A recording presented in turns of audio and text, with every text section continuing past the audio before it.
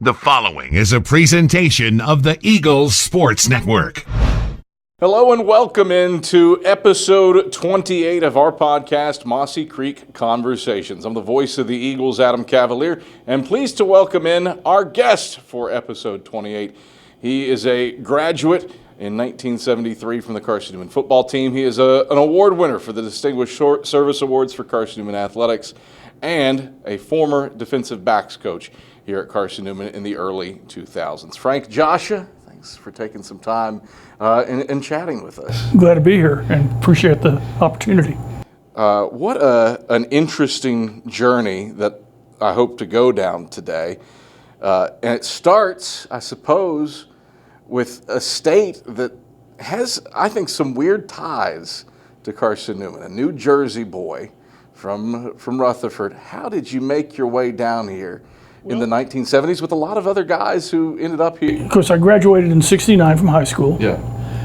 And back then, enjoyed high school, didn't enjoy classes. So I had to go to prep school, and I went to Fort Union Military Academy in Virginia and was there. And a friend of mine in high school, Jay Cuny, came down here. The basketball coach was a friend of his. He said, brought him down here. Coach Mahaffey liked him, gave him a scholarship. And next thing you know, I got a letter from Richie Gaskell. I'm not far south as I wanted to be. Yeah. And so anyway, we went from there, and then 2 weeks later, I get a letter from Dal Shealy. I'm scratching my head. I said, now what's going on here? So I called Jay up. I said, Jay, what's the deal down there? He said, well, you know, it's not like New Jersey. And he says, it's different. I said, okay. So I came to Carson-Newman sight unseen. Wow. And what got me here is Coach Shealy got Dr. Fincham to give him the rooms in the dorm that were empty. And he gave everybody room scholarships. Mm-hmm. And it was worth about $400. And so that's why he was bringing in, 40, 60, 70 kids. So I came down here and I got here and I said, good gosh, what am I doing here? And so I got to be on the kickoff punt return team my freshman year, and I got to travel. So that got me going. And then the fourth game of the season, I went in secondary because somebody got hurt, and I started ever since. So the first year was a lot of knowledge, and the next year we played a little better and almost got to the playoffs again. Lost to Furman down there 23-10. And then the following year we played in the Share Bowl. Yeah. And then after that we got ready for the 72 season, and the main deal on that thing was when we went to Quantico, Virginia. And Coach Shealy was an ex-Marine, Ron Case was an ex-Marine, and they said, we're going to go up there and practice against the Marines and have a good time for a week. And we brought Frosty Holt with us too. Yeah. So we go up there to Quantico, Virginia, and it was something else.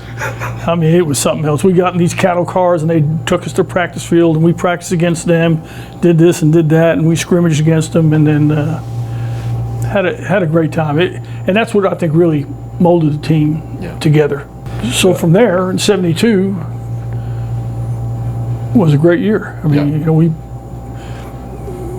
played ETSU, and we were moving on pretty good. We got to, I guess, almost the 7th game of the season. We lost to Elon over there, and then we came back and won the next 4 games, and had the first home playoff game right here. And of course that was a little different the way they played that. Had the first downs, penetrations, and total yardage. And right down there on the 18-yard line where I made an interception against Livingston. And if they had caught the ball, they would have won the game because they had that made us even on the penetrations, but they had more first downs. So I made that interception, and still remember it. But anyway, and then we went over to Texas State and played them over there. And when did you get the sense? Obviously, there had been growth, 69, 70, 71. When did you get the sense that 72 was different, that it was primed to be something special? I think it was coming back from Quantico. Yeah. It really meshed us together. And we got back here on a Saturday night, and I think it was on a Tuesday or something. We bust down to Walford and played them, or scrimmaged them, and we beat the living dog. I mean, we just wanted some Warm out. wanted new meat. Yeah. And but I think, coming back from there, and everything just really worked out so well that I think we knew something special was going to happen this year. I look at those teams, a Mike Turner, a Jim Deaton, an Al Canty, guys that went on, Carl Torbush, guys that went on and made an impact, let's just say in life. Yeah. What was it? Was it Dal Sheely? What was it that set seemingly everybody up for success post-grad as high-level, high-quality individuals? Coach Sheely was a unique individual. He was something else, but he always made us feel that we want to treat you better than we're treating ourselves. And he just always focused on treating people better than what you are. And he kind of took to me. My mom would call him about every week, make sure I was going to still get that $400 scholarship. And so we kid about that all the time. And but he was just he knew how to get the best out of everybody. He really was a great coach and a great friend and person and everything else. I want to go back to the 1972 media guide. Frank Gioscia, DB, 5'10", 175, Rutherford, New Jersey. Always gives good effort. Had a fine spring, regular in 1971, led defense in interceptions. Very dedicated. When you look back... That was... not 51 years, what's that? Same. Same. I'm dedicated to what I do, just... Sam Green was my defensive back coach, and he was a great hands-on player coach. He was great, and Al was a great corner. And in between 72, I went from corner to safety. What the safety we had, I can't remember what his name was. Anyway, he tore his ACL right back out here in the back. So I'm up in the student center, which I guess that's what you want to call it. Yeah. And we're up there, and of course Frosty's up there. He's shooting pool with everybody, and Ron Case comes up because Coach Case was a student. He said, "Coach Sheely needs to see you." I said, "Oh shit." So I said, "Okay." He said, "Now." I said, "Okay." So I go on down there, and Sam Green's in their office, and Coach Sheely's there, and they go, "Well, we're gonna move you to free safety, and we're gonna put somebody, Bucky Mead, at the other corner, and you play the safety." I said, "Okay," and I really enjoyed the position. It was a big change for me, but I really enjoyed it. You are still in the record book after all these years, and I don't see anybody taking you out of the spot. 4 fumbles recovered. Against Western Carolina. Yeah, November 17th, 1973.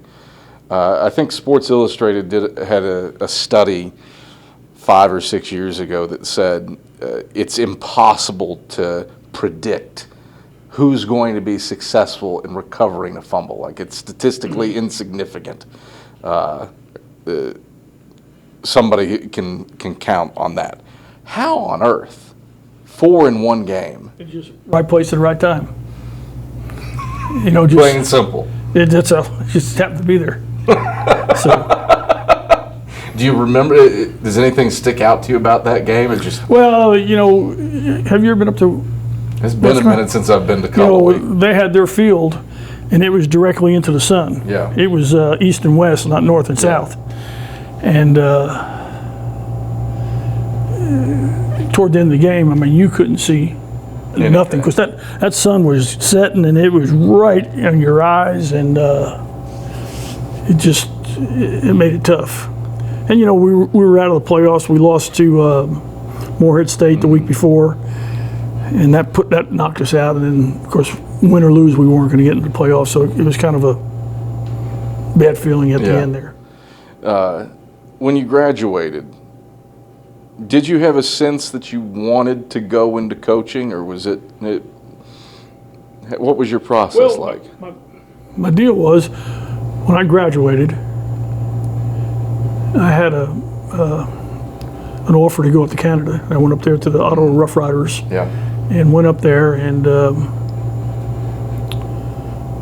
it was different, but it was I really had a good camp, and but back then they only had, I think it was 11 Americans. Yeah. All they could have, and 2 of the Americans were defensive backs, and then they had, you know, everybody else, and I said it was going to be tough. And I played well, and numbers got me, and that was it. And they kept a guy that I didn't think was very good at safety position with me. They kept him, and he went on and played, or had a great career. Yeah. So anyway, that's just the way it goes. But went from there. A guy that I worked in a sporting goods shop in New Jersey, he was coaching the Liberty Bells. So I called him up. He says, "We've broke camp, but he says we can take you and go to our farm team, and then practice." And so I said, "Okay." So I drive down to Philadelphia, go to their practice facility, and practice for a day, and then go Chambersburg, Pennsylvania. So I go over there. There's something better somewhere for me. Yeah. And so we go down there, and we're practicing on this field. It looks like the rock quarry. Had no equipment. I mean, it was really a joke. So I woke up on the 4th of July, and they had us in this hotel.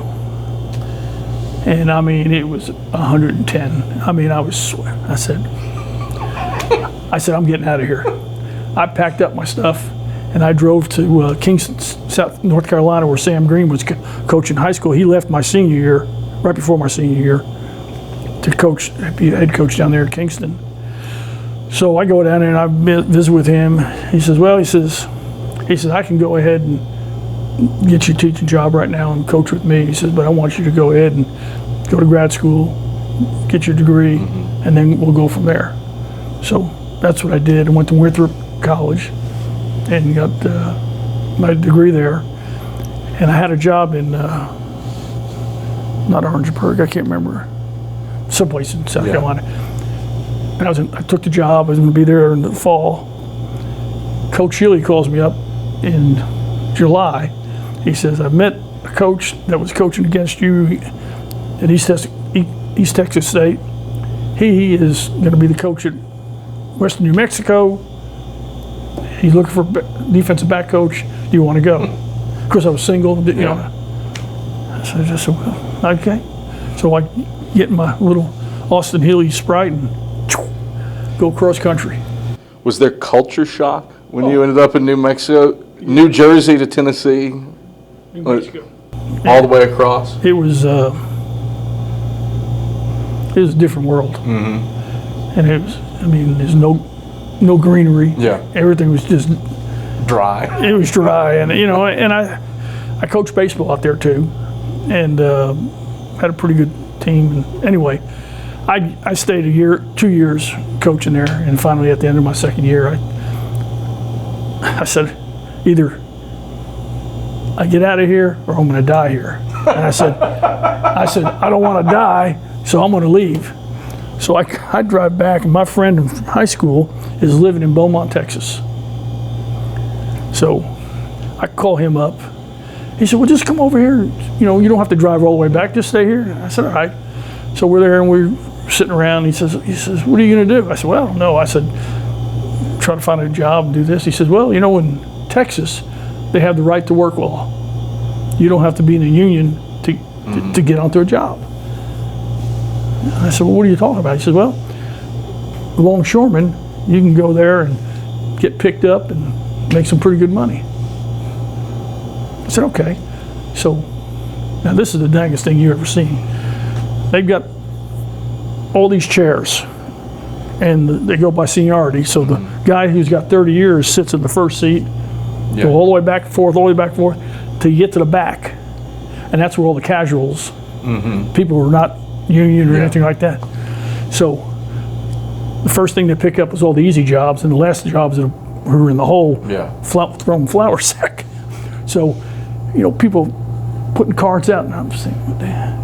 So finally, this one guy, older gentleman who was a foreman, he was looking for people. I finally took my card and I shoved it in his face, and I said, if you don't take me and don't like what I do, you can have my paycheck. He said, I'll take you up on that. So after that, he picked me up every day. I was making more money than I never, just hand over feet. It was unbelievable. So anyway, a friend I was playing in Canada with, who was a quarterback coach, he was coaching up at Allegheny College. He contacted my mom, says, we're looking for a coach. I know he left New Mexico, so she sent me a telegram, and I said, I don't want to go up to Pennsylvania. I mean, that's... So I did. And probably one of my worst mistakes. I should have went. But anyway, so I went there, and I went home for Christmas, and I was just coming in from being with some of my friends and stuff, and the phone rings. Ron Case. He says, I need you down here next week, start recruiting. And so that's how I came. Was it a no-brainer when you got that call? Oh yeah, because he always told me, he says, you know, if I do get the job at Carson-Newman, he said, I'm going to hire you, and this, that, and the other. And so, but it was a great feeling. You worked with Ron. You played for Dow. You coached with Ken. I'm going to lump Jim Deaton in there. I'm going to lump Mike Turner in there. What commonalities did you all have as coaches? What we learned from Coach Healy, what we learned from him, the good ethics, how to coach, how to treat the players, and go with them was important. When you get that call from Ken Sparks in 2000 to come back and be defensive backs coach, that was a tough deal because I'm working right here in town for my in-laws. And of course, Jim left to go to Campbellsville. And so, matter of fact, I was at home, and my oldest daughter, who was going to Francis Marion to play basketball, she says, you know, Jim Deaton is going to Campbellsville to be the AD, and she had Delphine as a math teacher. I said, well, that's interesting. And now I had my youngest daughter, who's being a senior, and I said, well, you know, she wasn't as talented as my daughter was in basketball, and I knew she wasn't getting no scholarship for cheering. So I knew if I came to Carson-Newman, I could take care of it. So I called Mike. Mike says, let me work on it. And it drug on for probably a month and a half. And of course, the person he was waiting on was Mike Clowney. And, you know, so Mike finally just told Coach, he says, hey, you got to do one or the other. And then he called me and says, come on. So, and we got along good. Coach Sparks and I were a little different from each other, but I enjoyed coaching because I know he would back me up on my recruits. And, you know, I brought in a lot of good players. And I enjoyed doing that. I would say those early 2000s teams, especially 2002, tough time to have Carson-Newman and Valdosta State in the same region. I would argue that the national title game was played in the quarterfinal round for, I guess, Super Region 2 at that point. I mean, 1 versus 3, 2 versus 3. You know, it was and those coaches over there, because I knew all of them from recruiting down there, and they all said, you know, you're getting out of coaching yet? You know, you're killing us. You're getting all these players. I said, well, you got to work a little harder. So, but they were good people, and we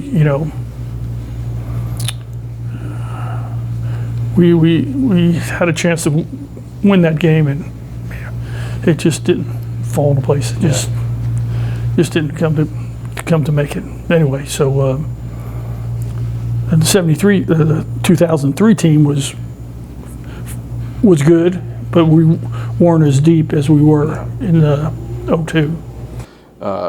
When you get the call that you're going to be recognized at a basketball game as a Distinguished Service Award winner,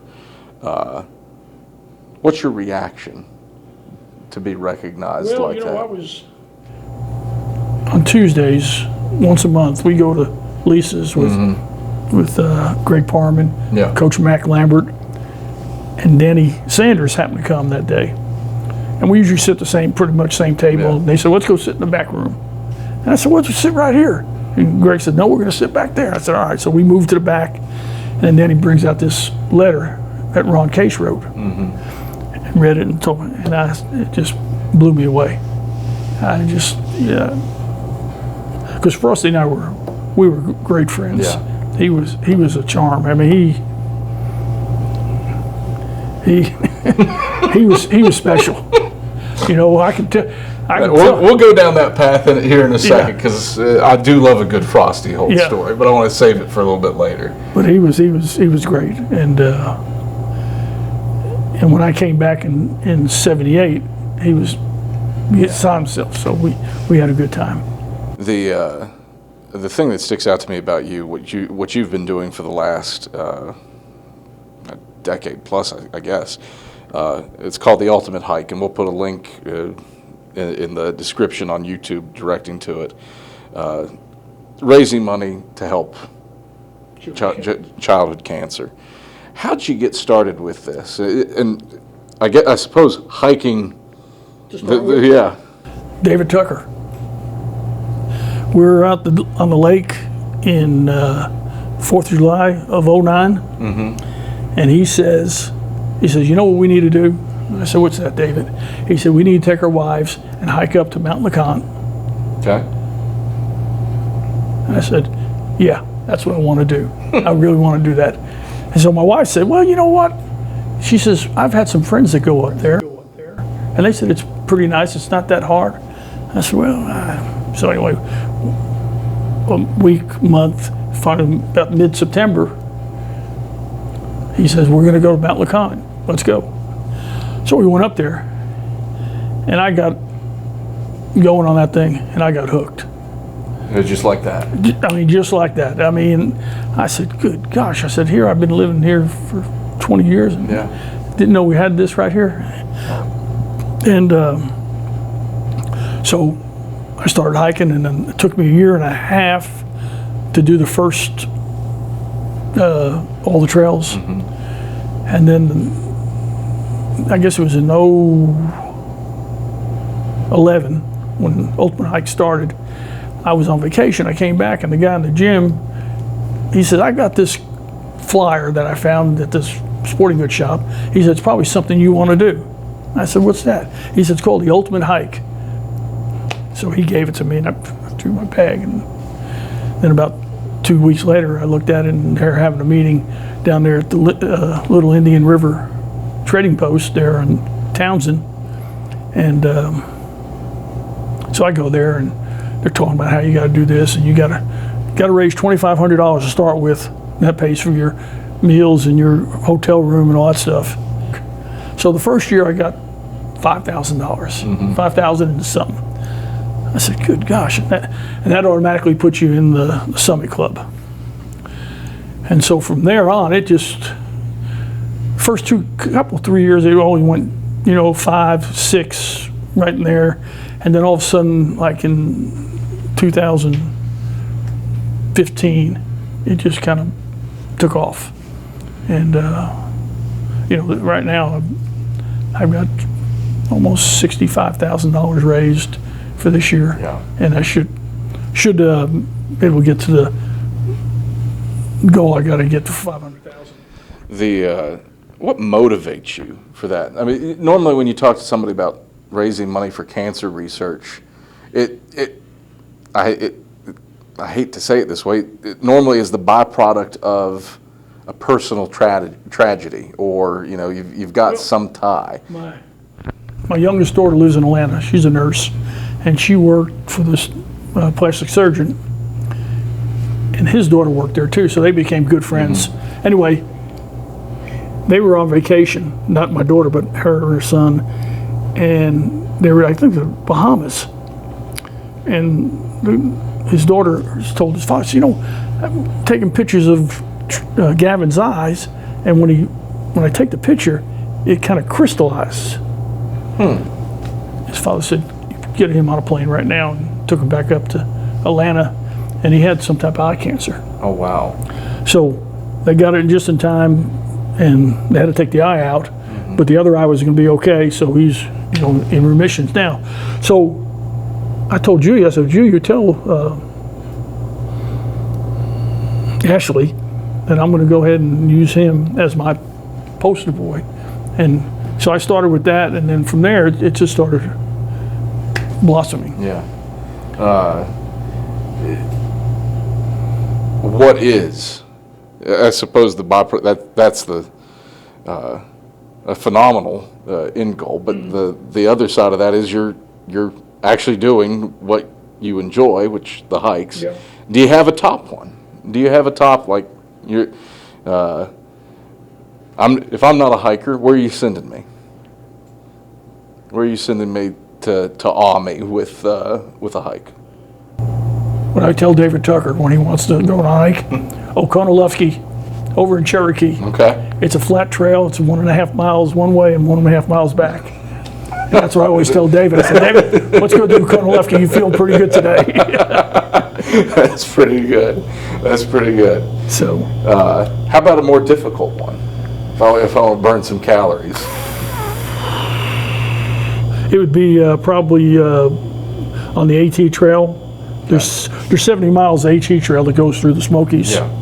And you can, because the hikes I do, all my hikes are day hikes. Yeah.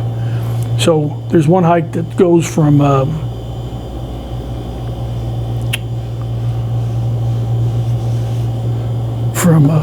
Cates Cove. And you go up to the AT trail, then you go up to what they call Rocky Top, then to Thunderhead. And when you've done that, you've done a pretty good day's work. But now you got to go back down and go all the way back down into Middle Creek, and it's pretty tough. But anyway, that's probably the toughest one up there. But an enjoyable. You feel satisfied with yourself. The view is great when you get up there, but it's a tough pull. You brought him up earlier, and I want to revisit it. Frosty Holt. Good old Frosty. Give me your best Frosty Holt story. Probably my junior year. I had you had the core classes, you had psychology, education psychology and all that stuff, and you had to have a C. You couldn't have a D or you had to retake it. So I told Frosty, I said, I have got to get a C. I said, I can't go back and take this thing again. He said, well, who's your teacher? I can't remember what his name was. But anyway, he says, I'll take care of it. So came back, and at the end of this, I never said another word to Frosty about it. Got a dang B. I said, good gosh. So I ran to Frosty. I said, Frosty, what did you say to him? Well, I told him to hop in my car because that's when he was driving. And I told him, buddy, he said, brother, I'll take you on home. And he said he drove him all over the countryside and talking. And finally, he said, Frosty, what do you need? He said, well, he says, I've got this young man who was trying real hard and he's in your class and he really needs a C, and a B would be great, but a C would be, and that's what we always call Frosty doing his missionary work. Yeah, that is 1,000% on brand. Yeah, it was, and the guys, I said, go ask Frosty. At that point, would he have been in his AD role? At No. that point, he was still. He was finished. He was done. Yeah. He was done. How much of a presence was he on campus after he retired? Everybody loved Frosty. Everybody wanted to be with him. Everybody wanted him up to the field, up to the student center, shoot pool, talk. And then the best thing was when the old field house, we had the two concession stands, one on each end. Well, he'd be in there and he'd be telling stories. And, we having Charlie King teaching first aid class. And they said, well, just go ahead and stay there and let him finish. And he'd talk about all that stuff. Do you have a favorite memory about this place from your time as a student? And I'll include, your first coaching stop here as a young adult. Probably the best thing was when I met my wife here. Yeah, that'll do it, won't it? Yeah, back in '78, and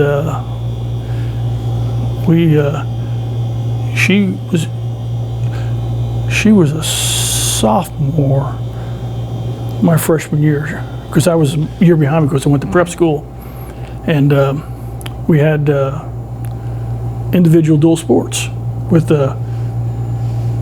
Coach Jones. And so we were going through some stuff one night and we had those pamphlets that you had to put out to give everybody, and she was doing roller skating and I had wrestling. And so she said, we had the same class together, you didn't even recognize me? I said, you must not have been too impressive. So we talked, but it worked out great. She's a great mom, great friend, great wife, and she's special. Frank, that's a phenomenal note to end on. Thanks so much for joining us. I appreciate you. That is Carson-Newman alum, former coach, Distinguished Service Award winner, Frank Gioscia. I'm the voice of the Eagles, Adam Cavalier. This has been a Mossy Creek Conversation. Thanks for joining us.